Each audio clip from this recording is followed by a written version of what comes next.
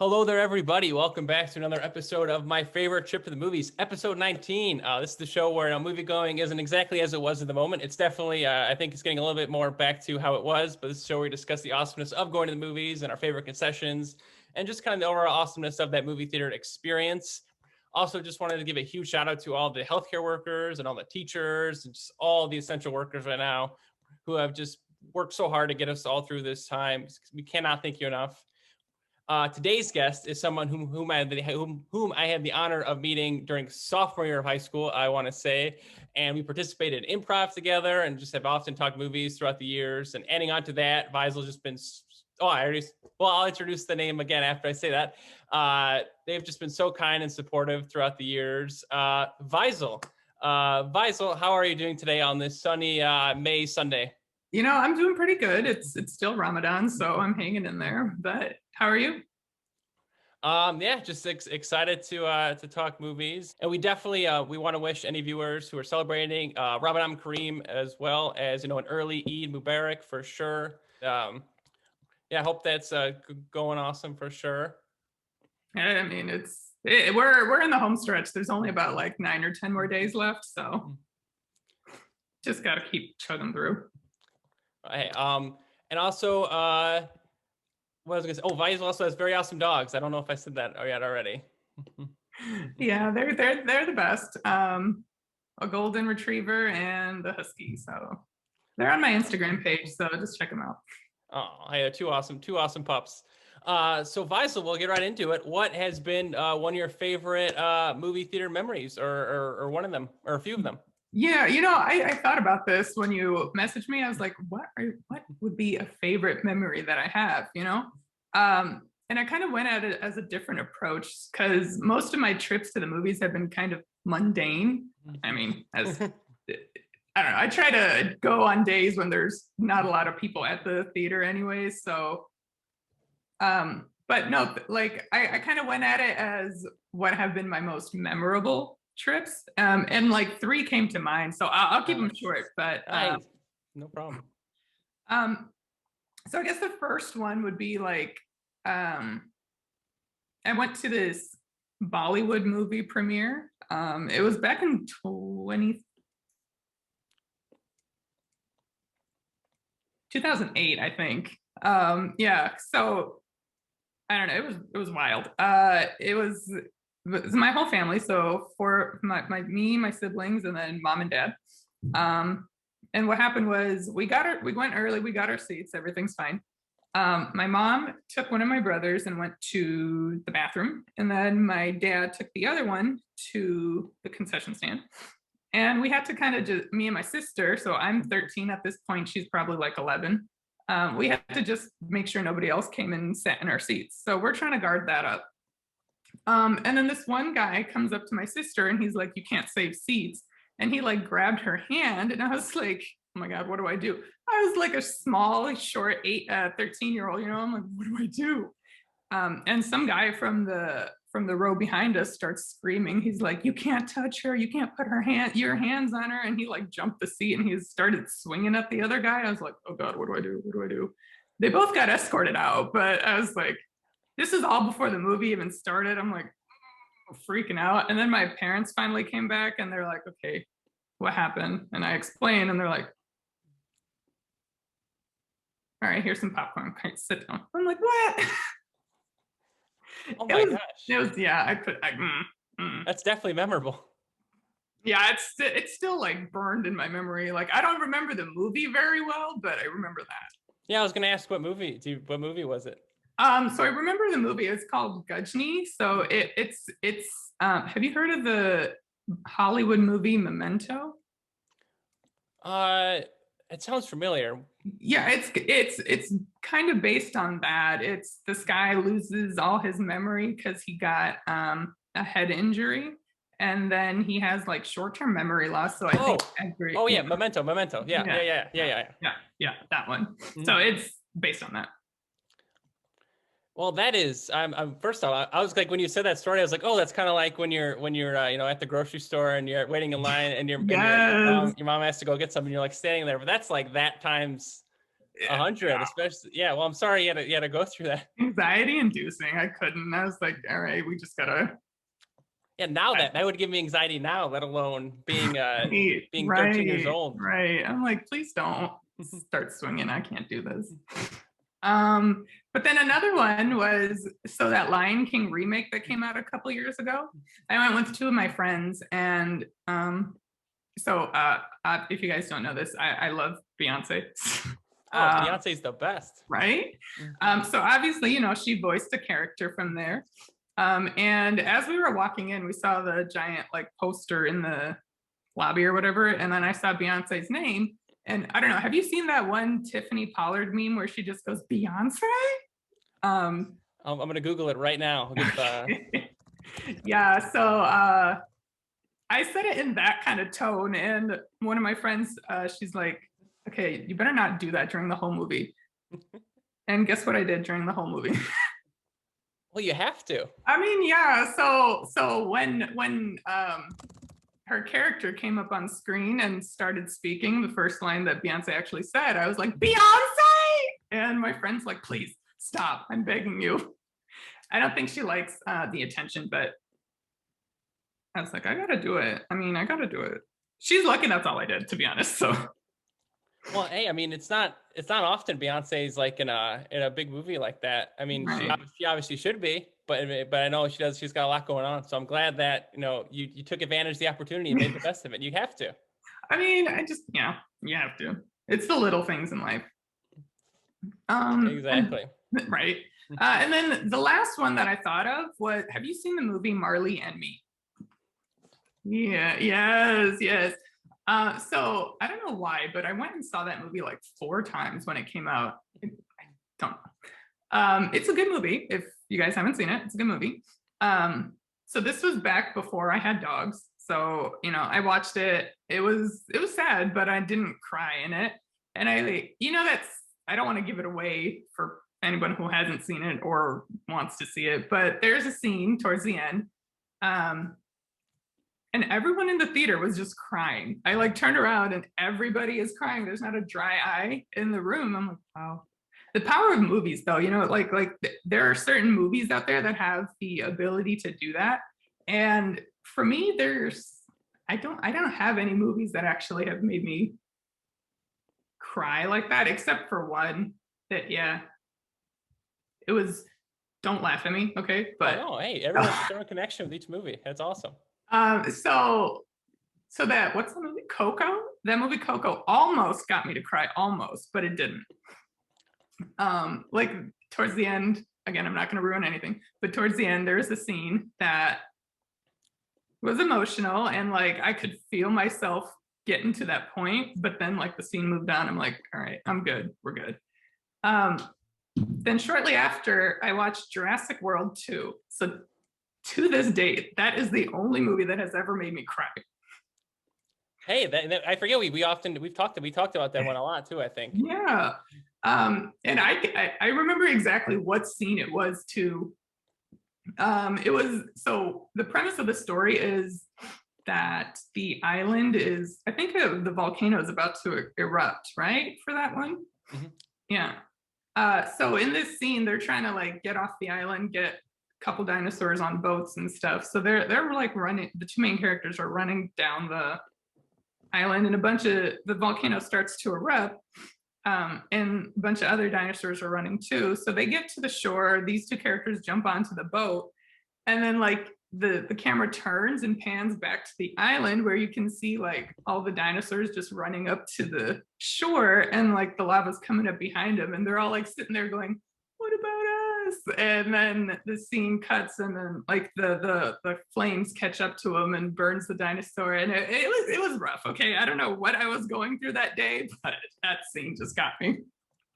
Hey, that scene is that catches you off guard because it's all, that movie, just a lot of sci-fi, just dinosaurs, and then just boom, it gets you right there. Right. I don't know. I really don't know what happened. It's just, it was a good movie though. I still liked it. Hey, Coco, that's super emotional. That's right. I think everyone in my theater was, tearing up during that one too. And I like what you said about Marley and Me, because that's like, I think if you watch that at home, like by yourself, I think most people would still feel that reaction. But being in a theater with everyone there, that's like a very yeah. Have you had any movies that like made you feel that strongly and cry or anything? Yeah. Oh, absolutely. This is one I didn't even watch this at a theater, so I don't know why it struck me so hard. But Pete's Dragon, the new Pete's Dragon. Oh yeah, that one. And I think all of our movies, most of these movies relate around animals. So I think anything animals just. That's the key. I think a lot of people are more sensitive towards animals. I feel like super emotional during that movie. Yeah. It was an emotional movie. As all, it really was. Yeah. You know, I don't know. And all the Avengers movies, they probably definitely felt very strong during all those for sure. Well, yeah. You know, there was a scene in Endgame where Scarlet Witch is going after Thanos, and everyone in the theater was like cheering. I was like, yes. Yeah, so that was a scene that I think just everyone needed and wanted to see, especially after the events of Infinity War, for sure. Right. Yeah. Yeah, that's both of those movies in the theater on opening weekend were just like, I'll always remember Infinity War and Endgame. Right. You know, another movie that kind of I wasn't really into, but just being in the theater kind of made me feel more strongly about it. The last part of Twilight, I think Breaking Dawn Part 2 or whatever. I think everyone's seen it by this point, but you know, that scene where I forget who, but somebody rips the bad vampire's head off, and like everyone in the theater at that point was cheering, and I was like, I have no attachment to this movie whatsoever, but I feel it. I feel the energy in here. Oh yeah, that was like one of those series too that went on for, I forgot how many movies were there, but there were like 4 or 5 movies. So when you're in the finale and they know that these fans have been there that whole time, you know, that would have been like, oh yeah, that would have been an interesting reaction to see for sure. That would have been cool to be a part of. Yeah, I mean, I've seen all those movies up until that point too, so I knew what was going on, but it's just like I don't have an attachment. But I don't know, it's just something about being in a theater, like the energy that flows through there. It's different. Exactly. Oh, so perfectly said. And we'll definitely. I want to even go more in depth on that, but we'll just skip through this next segment. Not get through this next segment, but I want to favorite concession items, Faisal. What are some of your favorites? Ooh. You know, popcorn's always a good one. Yeah, you know, I don't really usually get a concession item because if I go to the movies, I usually go with my friend or something, and we usually just like eat beforehand, and then I'll get a large drink. I will get a large drink, and that will be my sustenance throughout, I guess. Yeah, that's pretty much. Yeah, I usually get the large Diet Dr. Pepper if I have to have it, or Mr. Pibb, either one. Mr. Pibb, yeah, Mr. Pibb is pretty good. I still think like you can tell the difference between the real one and. Oh yeah, that's like Dr. Pepper. That's a hard flavor to beat for sure. Yeah, right. And now we were talking about this just a few minutes ago, and kind of what we said about the energy in the theater. What is your take on the overall kind of awesomeness of that experience of like, you know, being in the theater and like, why do you think that should, you know, what's your take on that sticking around and why that should stick around instead of, streaming's awesome too, obviously, but. You know, it's because it's so different. It's just like you can watch a movie at home and it's whatever. You're just there watching a movie, dark room. But when you're in a theater, there's just, I don't know, I feel it's so different because you're kind of like your attention is kind of more held for me anyways, I don't know about everybody else, but for me, because I'm not on my phone, I'm not like up or walking around doing something else, I'm just sitting there focusing on the movie. So and like I said before, kind of the energy at the movie theater throughout, like with people who are bigger fans and stuff, they kind of radiate energy, and you can kind of feel that throughout the movie. I know there are sometimes when like I'll leave a movie theater and I'll just sit in my car for a minute. I'm like, dang, what just happened in there? And then you got to like process it, you know? Yeah, I love what you said about kind of like the energy and even like, yeah, and I think it aligns perfectly with what you said about Twilight, because there's been a few movies that I think I saw.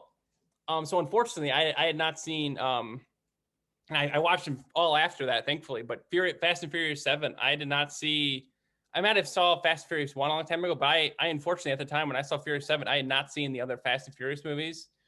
And that one was the after the very unfortunate passing of Paul Walker, and I was so in that theater when they played that scene at the end of the movie where they kind of dedicated to him. That was just such an emotional. Yeah. And I mean, I wish I would have watched the other ones before that, but the fans, you could tell how much you could feel the energy in there, and just kind of like dedicating it to someone we lost for sure. So that was like very powerful experience to be part of that. Yeah. Did you hear about the new Fast and Furious though? How Cardi B is going to be in that movie? I don't know. Yeah, I just remember seeing a meme there, like the headline said Cardi B is going to be in the next Fast and Furious movie, and somebody replied underneath that is like, what's she gonna do? Make the car noises? And I just thought that was so funny, but like no hate, but it was funny. Oh yeah, that Fast F9, June 26th, I think that's coming out. That'll definitely be one of the first like that one's only theaters too. I think that's gonna be one of the first theater exclusive like big blockbusters coming up. So, and I think in the box office, definitely, I'm excited to see how that one does, especially with the domestic box office definitely seeming to be improving. Right. Yeah, I read like a couple rules about if you're trying to go back watch in theater, you have to keep like your mask on the whole time, and you can only take it off when you eat and whatever. Have you been to a movie recently and you've done it? Yeah, I've gone. Yeah. I've gone a few times. Yeah. Probably. And what's that experience? So I went. Sorry, the first time I went was definitely the strangest. That felt really strange. That was in September. So that was kind of like before the calm of like, I think everyone kind of knew at that point, winter was still yet to come. And like, we kind of had not yet felt I think cases were kind of increasing at that point too. So I think people so it was still kind of, it felt really strange in September still. And that was to see Tenet. But every time since then, it's felt more and more normal for sure. And like you said, there are definitely some good, like you can definitely find showtimes where there's not a lot of people. Right. So like I went saw News of the World with Tom Hanks on my birthday in January, and there was one other group of people like on the other half of the theater. So that was like I was totally fine there. Right.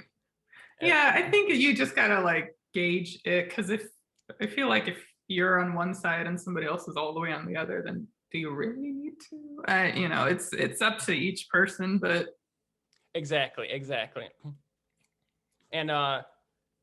And then Elk Grove Classic Cinemas, they close up every other row too, so that's kind of okay. Yeah, so that's a bit better to get the spacing over there. Yeah, so a lot of good precautions for sure. Are there any movies coming up that like you think will be your first movie back if you had to pick? Or is there one you're excited for? Not necessarily one like will be your first one back. One that I really want to see is Godzilla versus Kong. I know it's been out already, but I just haven't had a chance to see it yet. But I do want to watch that, and I'm also really excited for that new James Bond movie. I think No Time to Die. I think that's what it's called, or that might be what the song is called, but something like that. That's the one that I'm pretty excited to see. Right on. I think both. I think that's the Billie Eilish song too, both the title and the song. So, and I think they released that song like might have been like February 2020, right? Like 3 months before the movie is supposed to come out. So I'm excited that one in November 2020. I think that's gonna be really cool, and such a great cast with Daniel Craig and Ana de Armas, Rami Malek. That'd be like super awesome to see that one. Pretty interesting. I think that they said that this might be his last movie as 007, right? Yeah. So it'd be interesting to see how that goes. Yeah, I can't believe he's been Bond for 14 years. Like, wow. It's really been 14 years. Well, Faisal, I think that is the show. And before we close out the show, Faisal, do you have any closing words, thoughts, things to promote for the viewers? Promote? No, not really. But just keep watching movies. Yes, that's the best advice that anyone could tell anyone ever. Well, Faisal, thank you so much again for being on the show. This was awesome catching up, and so awesome hearing about your memories. And all right, everybody, thank you so much for watching.